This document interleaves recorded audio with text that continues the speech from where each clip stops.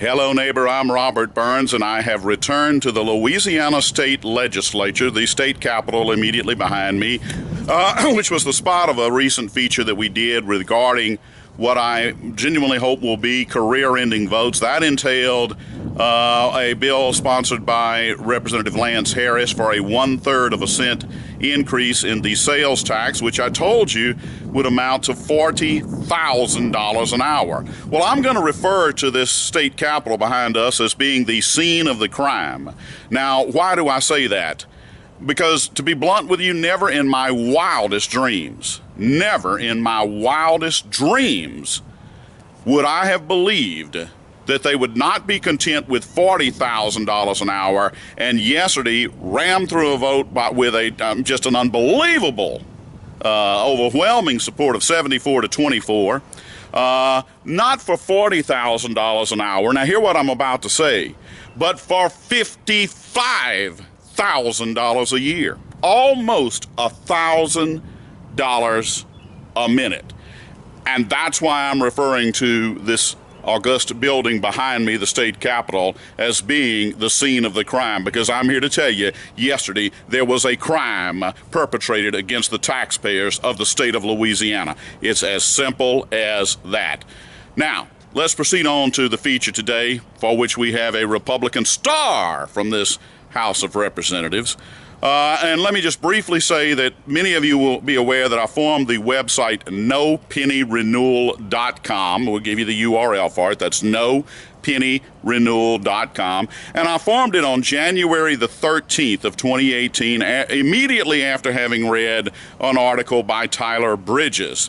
As soon as I read the article, I went and applied for the URL. Mr. Bridges has been referred to by Scott McKay and I think Cameron Henry and quite a few other good, solid conservative Republicans have referred to Mr. Bridges, as well as Julie O'Donoghue and several others, as being stenographers for Governor John Bel Edwards. And I think for the most part that is a pretty accurate depiction. But at any rate, there was a quotation in there, in that article, from one of our so-called conservative Republicans, and we're about to highlight him. You've seen him in the headlines.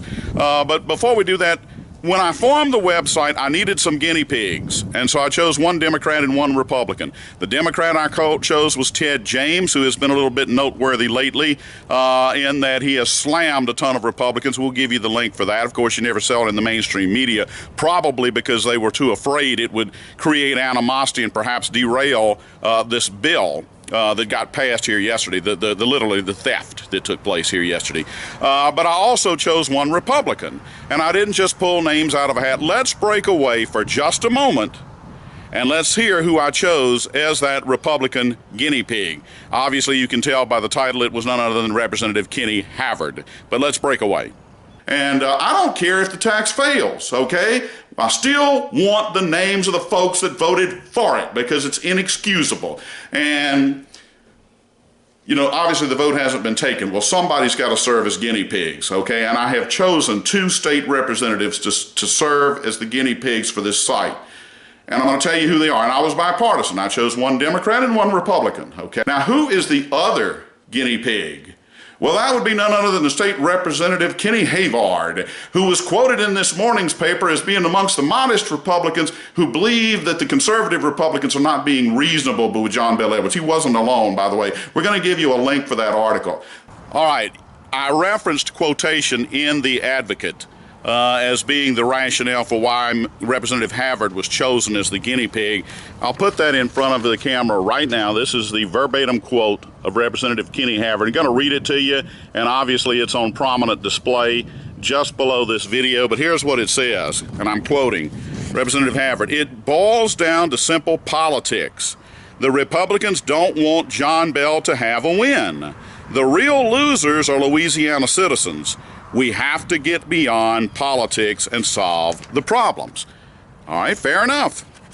So, Representative Havard, obviously someone alerted him to the fact that he was the guinea pig on NoPennyRenewal.com. And so, Representative Havard sent me an email, literally the day NoPennyRenewal.com was launched, the day after Tyler Bridges' article, January the 14th of 2018. Now, here's the email. Now, I did, as a courtesy, I did redact out his cell phone number. But here's his email. I'm going to put it in front of the camera for just a moment. We've got it blown up for you to look at. And I'm going to read it to you. It's not a lengthy email, as you can tell. So let me read it to you. It says, Robert, I would like to discuss the fifth penny in more detail with you. I am a Republican and will not support keeping any or a portion of the fifth penny. I applaud your effort. It is my party that is pushing to keep the penny or a portion of it. I think it is a major mistake for the Republicans to support this issue. I'm just pausing. That's an email. You see it. Needless to say, Representative Havard, not only did he vote for the bill, he took it a step further. He sponsored legislation identical in nature to Representative Paula Davis's bill. House Bill 3, we'll give you a link for it. Identical. I assume that they chose Representative Davis to make the presentation because she could probably give a little bit more polished presentation than Representative Havard. So here we have a gentleman who has gone from, what was his words here?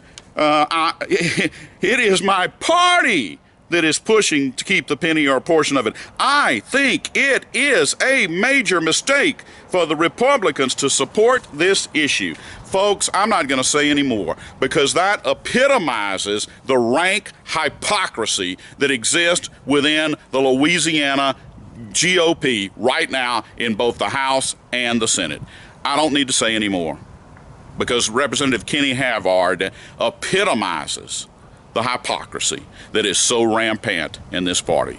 Now, as many of you know, I tend to make comments on the Advocate, and I have one young lady that apparently is a instructor, professor, whatever the case. I didn't even bother with going and seeing where because I don't care, to be blunt with you. But she is obviously enjoying taunting me in the same way that Julie Stokes taunted Alan Seabaugh, and that's fine. And she said, you know, I'm a loser and this and that. And I don't want to whitewash anything. I don't want to whitewash anything. What happened here, Representative Havard, in your initial Advocate quote, you expressed concerns about John Bel Edwards getting a win and Republicans not supporting that. I don't care how you dress it up. John Bel Edwards got a slam dunk, authoritative, 100% teetotal, unequivocal win. And he didn't just get a win, he kicked the Republicans' collective posteriors, okay? It was that demonstrative of a win. I'll close this by saying that, you know, Scott McKay, whom everyone knows I'm a good friend of, he did find some comfort in that Governor Edwards tried to attach a provision in the bill that would have allowed him to spend any surplus funds that get generated from this. Well, my God, Governor Edwards, it was only days ago you were talking about $1 billion deficit. Now you're worried about surplus funds from this bill, that he could spend those funds at his discretion. And luckily that got removed from the bill. You know, and to make an analogy, I mean, that would be like we were down 35-0, okay? And in order to avoid a shutout, we came in and we attempted a 54-yard field goal.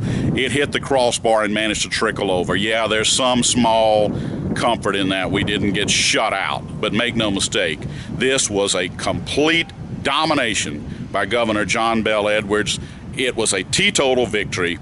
I don't do Latin very well. I just don't. But there's a phrase for it, and it's called the die is cast.